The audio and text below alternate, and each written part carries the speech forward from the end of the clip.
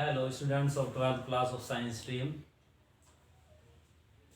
Today we will discuss about a new topic which is very interesting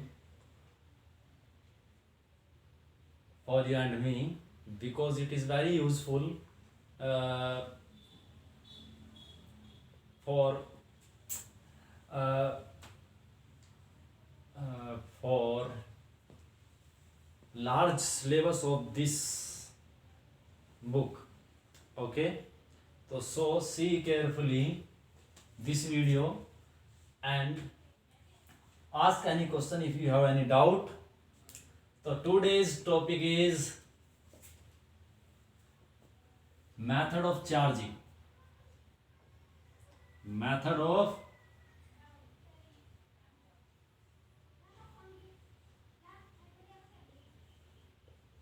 charging.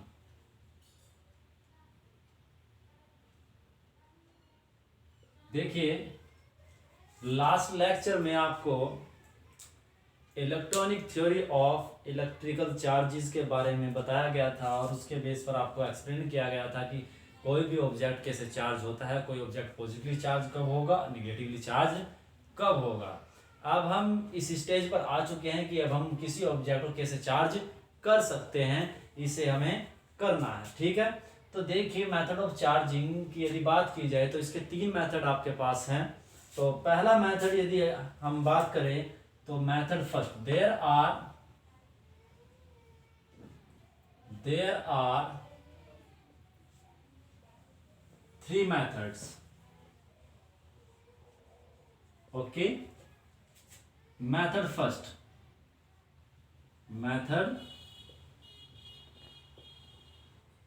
First, देखिए जिसे आप जानते भी हो easily, charging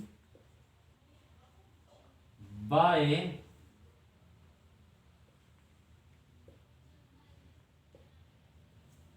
friction. Charging by friction chapter की स्टार्टिंग में ही आपको बताया गया था कि जब किन्हीं दो ऑब्जेक्ट को हम रब करते हैं तो रब करने से फ्रिक्शन के कारण वहां पर कुछ हीट प्रोड्यूस होती है और वो हीट प्रोड्यूस होने से वहां पर थर्मल एनर्जी प्रोड्यूस होती है और थर्मल एनर्जी एक ऑब्जेक्ट से दूसरे ऑब्जेक्ट्स में इलेक्ट्रॉन को ट्रांसफर करने में हेल्प करती है, जिससे ऑब्जेक्ट्स आपके क्या हो जाते हैं, चार्ज हो जाते हैं। और इलेक्ट्रॉन किसी ऑब्जेक्ट से दूसरे ऑब्जेक्ट में क्यों जाते हैं इसके बारे में भी आपको बताया गया था कि जिस ऑब्जेक्ट के एटम्स की इलेक्ट्रोनिगेटिविटी लार्ज होगी या इलेक्ट्रो एफिनिटी कम होगी, वो इलेक्ट्रॉन्स को क्या, वो ऑब्जेक्ट इलेक्ट्रॉन्स को क्या करता है, रिसीव कर लेता है, अपनी ओर अट्रैक्ट करता है और दूसरा उन्हें डोनेट करता है। ठीक है, तो इस प्रकार हम देखते हैं कि मेथड ऑफ यानी कि चार्ज जो फ्रिक्शन है, फ्रिक्शन से भी आप क्या कर सकते हो, ऑब्जेक्ट्स को चार्ज कर सकते हैं। ठीक है, तो इसके लिए हम क्या करेंगे कि हम कोई दो ऑब्जेक्ट यूज करते हैं। ठीक है, तो अब में दो ऑब्जेक्ट आपके क्या होंगे, सपोज करते हैं कि आपके पास एक क्या है, रोड है। ये आपके पास कोई रोड है,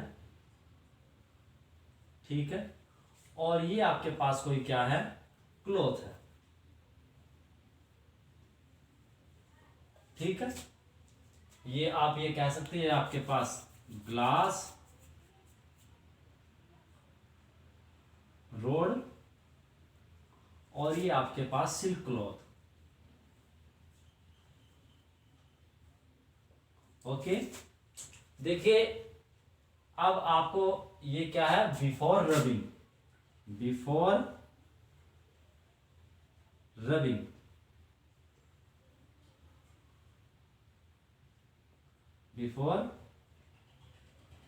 रबिंग, रगड़ने से पहले। तो अब इसके बाद आफ्टर रबिंग क्या होगा, देखिए काफी इंपॉर्टेंट पॉइंट है। तो जब आप इन्हें रब करोगे तो रब करने के बाद आपको ये पता होना जरूरी है कि इनमें से कौन सा ऑब्जेक्ट आपका मोर इलेक्ट्रोनिगेटिव है। तो जो भी ऑब्जेक्ट मोर इलेक्ट्रोनिगेटिव होगा उस पर नेगेटिव चार्ज और दूसरे ऑब्जेक्ट पर आपका पॉजिटिव चार्ज प्रोड्यूस होगा। तो आप इन्हें जब रब करोगे तो रब करने के बाद इस ऑब्जेक्ट पर आपका क्या होगा, पॉजिटिव चार्ज क्या आ जाएगा, प्रोड्यूस हो जाएगा। ठीक है, देखिए स्ट्रक्चर सेम रहेगी ऑलमोस्ट। तो ये आपका सिल्क क्लॉथ हो गया। ठीक है, तो रब करने के बाद इस पर आपका कुछ पॉजिटिव चार्ज प्रोड्यूस होगा और इस पर कुछ निगेटिव चार्ज। क्लियर है? तो इस बात को थोड़ा सा ध्यान से देखिए। तो इस पर क्या होगा, आपका निगेटिव। जितना इस पर पॉजिटिव चार्ज डेवलप होगा उतना ही उस पर क्या होगा, दूसरे पे निगेटिव चार्ज। क्योंकि जितने इलेक्ट्रॉन इससे इसमें ट्रांसफर होंगे उतनी इलेक्ट्रॉन की वहां पर क्या होगी, डिफिशियंसी। तो यदि ये एक दूसरे के नियर नियर है तो ये चार्जेस एक दूसरे को अट्रैक्ट भी करेंगे, इसलिए सारा का सारा charge near to the this surface होगा। ठीक है, तो यदि आपने इन्हें दोनों को आइसोलेट कर दिया है, आइसोलेट कर दिया है, तो उस कंडीशन में आपका चार्ज डिस्ट्रीब्यूट हो जाएगा। तो कितने चार्ज है, 1 2 3 4 5 एंड 6। तो 3 4 5 एंड 6। क्लियर है? तो अब यहां से कुछ देखिए आप कि आप चार्जिंग बाय फ्रिक्शन में क्या होता है कि जब आप दो ऑब्जेक्ट्स को रब करते हैं तो रब करने के बाद एक ऑब्जेक्ट आपका पॉजिटिवली चार्ज, दूसरा ऑब्जेक्ट आपका निगेटिवली चार्ज। दैट मीन्स कि बाय फ्रिक्शन आप ऑब्जेक्ट्स को एक को पॉजिटिवली और दूसरे को निगेटिवली चार्ज कर सकते हैं। दूसरी प्रॉपर्टी देखिए कि जितना पॉजिटिव चार्ज आपका डेवलप होगा दूसरे ऑब्जेक्ट पर उतना ही निगेटिव चार्ज भी डेवलप होगा। तीसरी मेन इंपॉर्टेंट प्रॉपर्टी क्या है कि इसमें आप जो चार्जिंग बाय फ्रिक्शन है इसके द्वारा आप केवल और केवल इंसुलेटर्स को ही चार्ज कर सकते हो, कंडक्टर्स को नहीं। तो कुछ पॉइंट्स है इंपॉर्टेंट जिन्हें मैं पॉइंट आउट करूंगा यहाँ पर। तो नंबर 1 पॉइंट आपका क्या है, पॉइंट की पॉइंट्स कह सकते हैं आप यहाँ पर, की पॉइंट्स।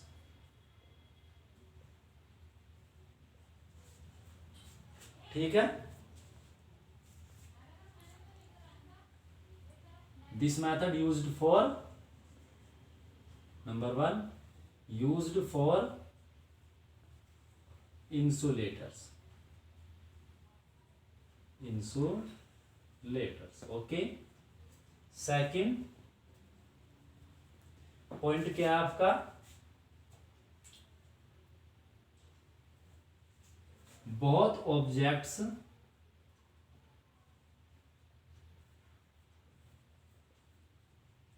are charged। ठीक है, तीसरा ऑब्जेक्ट क्या है, तो पॉइंट क्या है कि charges are of opposite property, opposite nature.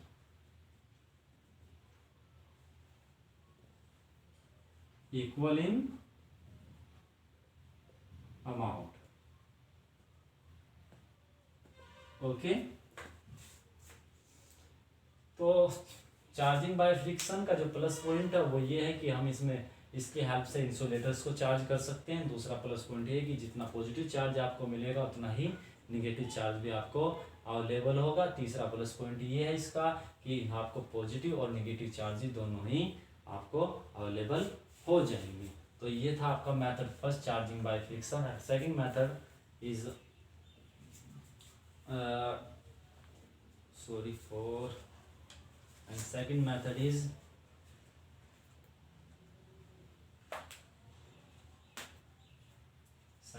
is not this, please carefully, and second method is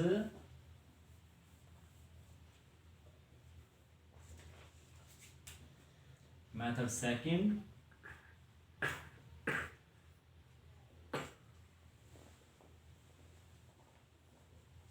second is charging by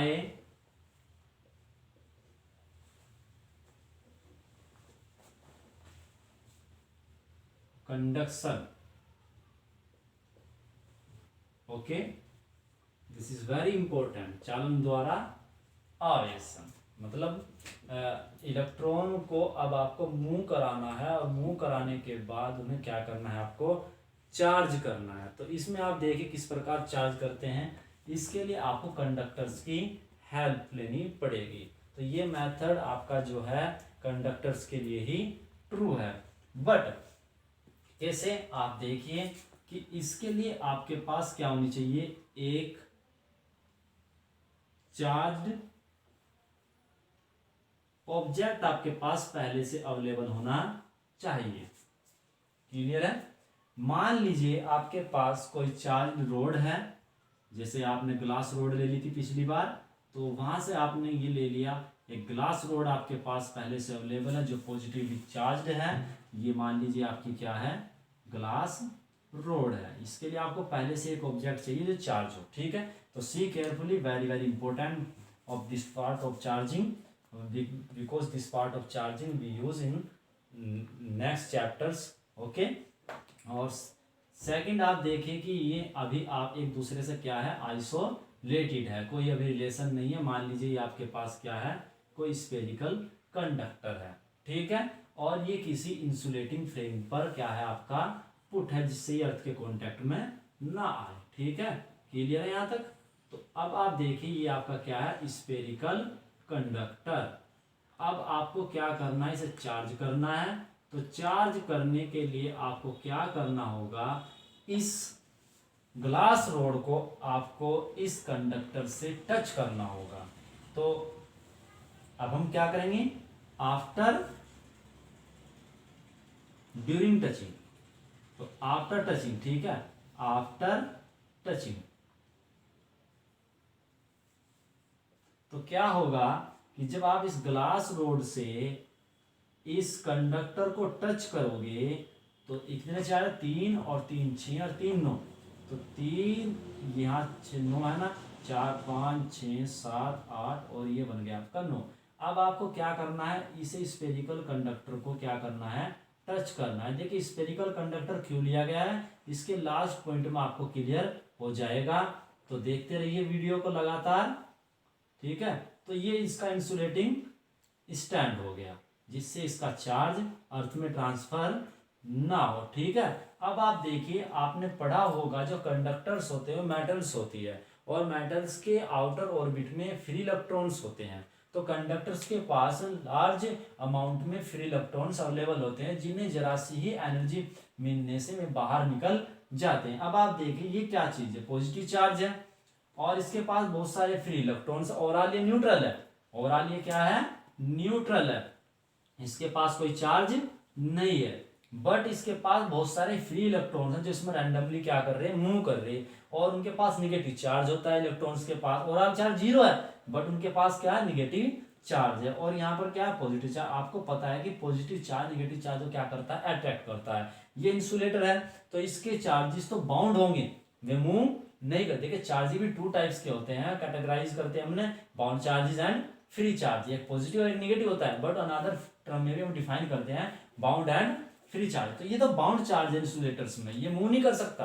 आपका मूवेबल चार्ज कौन है, फ्री इलेक्ट्रॉन। तो अब फ्री इलेक्ट्रॉन इधर से क्या होगा, इसकी ओर अट्रैक्ट होगा। तो एक फ्री इलेक्ट्रॉन इसके अंदर एंटर करेगा, तो जैसे एक फ्री इलेक्ट्रॉन इसके अंदर एंटर करेगा तो इसका एक पॉजिटिव चार्ज आपका क्या हो जाएगा, खत्म। वो इलेक्ट्रॉन कहां से चल के आया था, कहीं इधर से वो चल के आया होगा। तो उस इलेक्ट्रॉन की कमी के कारण डिफिशियंसी ऑफ इलेक्ट्रॉन्स क्या शो करती है, पॉजिटिव चार्ज को। तो एक पॉजिटिव चार्ज उधर साइड में प्रोड्यूस क्यों होगा, उधर साइड में, क्योंकि पॉजिटिव चार्ज दूसरे क्या करते हैं, रिपेल करते हैं। क्या करते हैं, रिपेल। तो इस बात को ध्यान रखिए कि मैं क्या करेंगे, like charges repel each other. Okay, तो अब सेकंड इलेक्ट्रॉन यहाँ पे आएगा तो इसे रिमूव कर देगा, तो यहाँ पे एक पॉजिटिव चार्ज और डेवलप हो जाएगा। तीसरा इलेक्ट्रॉन आएगा, फिर यहाँ पे पॉजिटिव चार्ज डेवलप होगा, चौथा हो जाएगा इसी प्रकार, इस तरीके से पांचवा आएगा ये। तो इस तरीके से आपका चार्ज इस तरह डिस्ट्रीब्यूट हो जाएगा। लेकिन क्या होगा कि अब इलेक्ट्रॉन जो यहाँ पे इधर मूव कर रहा था, अब उसको 2 फोर्स एक साथ काम करेंगे। एक तो ये अट्रैक्ट करेगा, दूसरा ये उसे क्या करेगा, ये अट्रैक्ट करेगा। तो लास्ट में क्या होता है कि बीच में ही चार्जिंग ट्रांसफरिंग के बीच में ही इनके बीच में इक्विलिब्रियम स्टैब्लिश हो जाता है, उसके बाद इलेक्ट्रॉन्स इधर से इधर मूव करना बंद कर देते हैं। तो इसका कुछ चार्ज पॉजिटिव चार्ज इसमें चले, हम ये कहते हैं कि इसका कुछ पॉजिटिव चार्ज इसमें चले, बट जाते क्या है इलेक्ट्रॉन्स। तो मूव कौन करता है इलेक्ट्रॉन, बट चार्ज थोड़ा सा इस पर जाएगा। तो कहाँ इक्विलिब्रियम सेटअप होगा, तो हमने मान लिया इस पर 5 पॉजिटिव चार्जेस के लिए और इस पर 4 के। तो आप देखिए कि प्लस पॉइंट क्या है उसमें आपके दोनों ऑब्जेक्ट चार्ज हुए और इक्वल अमाउंट में हुए और काफी ज्यादा हुआ। बट यहाँ पर क्या आगे पहले से आपको एक चार्जिंग अमाउंट चाहिए, चार्ज रोड चाहिए, और उसका हाफ चार्ज आपका क्या हो गया, ऑलमोस्ट हाफ चार्ज इधर दूसरे ऑब्जेक्ट में क्या हो गया ट्रांसफर। ठीक है, अब आपको क्या करना है कि इस रोड को यहां से इससे क्या करना है हटाना है, जिससे आप इसका चार्ज ले सको। तो अब हम क्या करेंगे कि इस रोड को आप यहां से क्या करोगे हटाओगे। तो इस रोड को हटाने के बाद जब आप इस रोड को यहां से हटा दोगे, तो हटाने के बाद क्या होगा यहाँ पर ये जो पॉजिटिव चार्ज इसका है वो चार्ज इस पर आपका जैसे था वैसे ही डिस्ट्रीब्यूट हो जाएगा। अब बचा ये वाला आपका कंडक्टर, तो कंडक्टर में क्या होगा आपका, तो कंडक्टर में आपका जब आप इन्हें न्यूट्रलाइज कर दोगे, आइसोलेटेड कर दोगे, तो आइसोलेटेड करने पर इसका जो ये पॉजिटिव चार्ज होगा ये आपका इक्वली क्या हो जाएगा डिस्ट्रीब्यूट हो जाएगा। देखिए स्फेरिकल स्ट्रक्चर है तो सिमेट्री होती है स्फीयर में, तो इस सिमेट्री के कारण इस पर यूनिफॉर्मली क्या हो जाएगा आपका ओवरऑल चार्ज डिस्ट्रीब्यूट हो जाएगा। तो यूनिफॉर्मली डिस्ट्रीब्यूट करने की कोशिश कीजिएगा, ये आपका यूनिफॉर्मली डिस्ट्रीब्यूट हो गया 5 चार्जेस। क्लियर है। तो इस तरीके से आपके कुछ यहाँ पे की पॉइंट्स बनते हैं क्या कि आपका जो ऑब्जेक्ट जो कंडक्टर चार्ज होगा उसके पास जो चार्ज होगा उसकी नेचर सेम आपकी चार्जिंग रोड के जैसी होगी। दूसरा पॉइंट क्या है कि इसमें जो अमाउंट होगी वो चार्जिंग रोड की क्या हो जाएगी डिक्रीज हो जाएगी।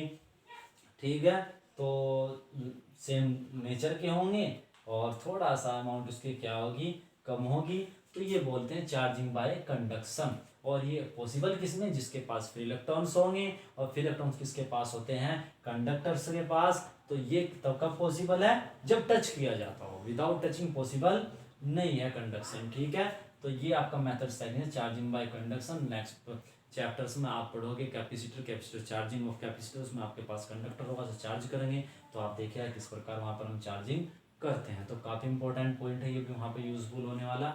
तो ये आपका सेकंड मेथड होगा, method second charging by conduction. ठीक है, तो प्रॉपर्टीज आप बुक से नोट कर लीजिएगा, अदरवाइज फिर पॉसिबल होगा तो मैं ही लिखवा दूंगा आपको। ठीक है, तो बट ये ध्यान रखिएगा कि आप जो आपका चार्ज है वो अमाउंट में कम होगा और सेम प्रॉपर्टी का होगा। इसी प्रकार आप निगेटिवली चार्ज भी अपने ऑब्जेक्ट को कर सकते हो। ठीक है, तो निगेटिवली चार्ज यदि आप करना चाहते हो कंडक्टर को, तो उसके लिए आपको निगेटिव रोड लेनी होगी, सेम नेचर की आपको सोर्स लेनी होगी। ठीक है, तो ये आपके मेथड सेकंड हो गया चार्जिंग बाय कंडक्शन। अब हम लास्ट मेथड की बात करते हैं। वो लास्ट मेथड क्या है आपका, देखिए लास्ट मेथड आपका यदि बात की जाए सेम ऐसा ही है बट थोड़ा सा डिफरेंस है, तो नाम भी बड़ा आपको अलग लगेगा उसका। तो मेथड थर्ड आपका जो होगा वो बेस्ड होगा किस टॉपिक पर, देखिए जरा। हाँ, आपने नाम सुना होगा चार्जिंग बाय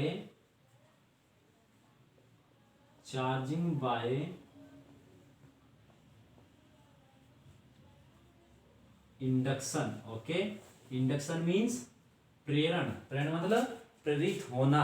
अब हम क्या करेंगे, चार्ज को प्रेरित करेंगे by the help of any